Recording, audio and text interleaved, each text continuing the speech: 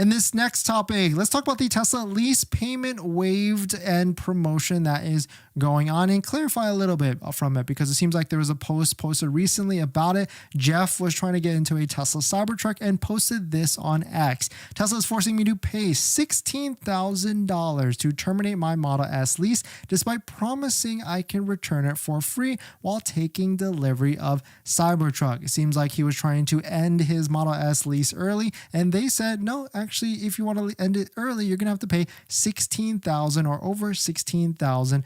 It seems like there was a communication error. The sales advisor at Tesla Santa Monica told him that, hey, we'll waive it, or we'll waive it on your behalf so that you can get into a Cybertruck. But taking a look at what has been updated on the Tesla website, it says less than 3 months remaining until your lease end date. Pay the remaining lease balance along with any term of charges at the end of the lease portal. 3 or more months left until the end of the lease. Pay the difference between your adjusted lease balance and the current market value of your vehicle. It seems like throughout the back and forth, Tesla actually clarified and says that they do have a lease pull ahead program. However, you must take delivery within 90 days of your lease maturity date. Almost every other automaker has a 6-month or even 12-month OL. So it seems like there is like a 3-month payment waiver program, but of course not as big as what potentially this could have been, because 16 months, I'm going to guess at $2,000 a month, that could be like a 8 to 10 month term for leasing, and maybe there was a communication or maybe there wasn't with how much what was actually going to be waived at the end.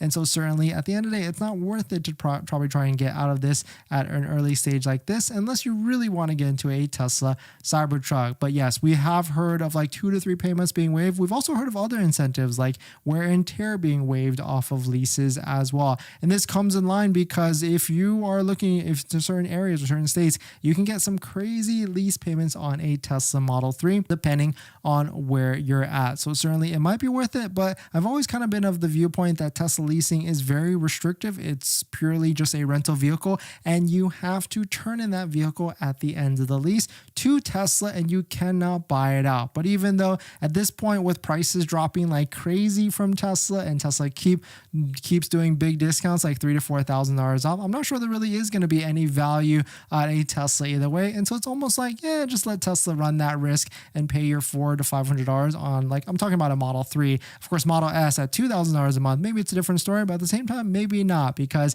all Tesla vehicles, Tesla knows that affordability is an issue, so they might just keep trying to keep dropping prices more and more and more. So maybe a lease is a good option at the end of the day, especially if you can get a lease for maybe a lower payment than a Tesla vehicle, depending on the structure that you're actually getting to. But let us know what your thoughts are. Let us know what you're thinking. If you're in a current lease right now, has Tesla reached out, or have you reached out to Tesla to try and figure out what your lease end options are at the end of the term?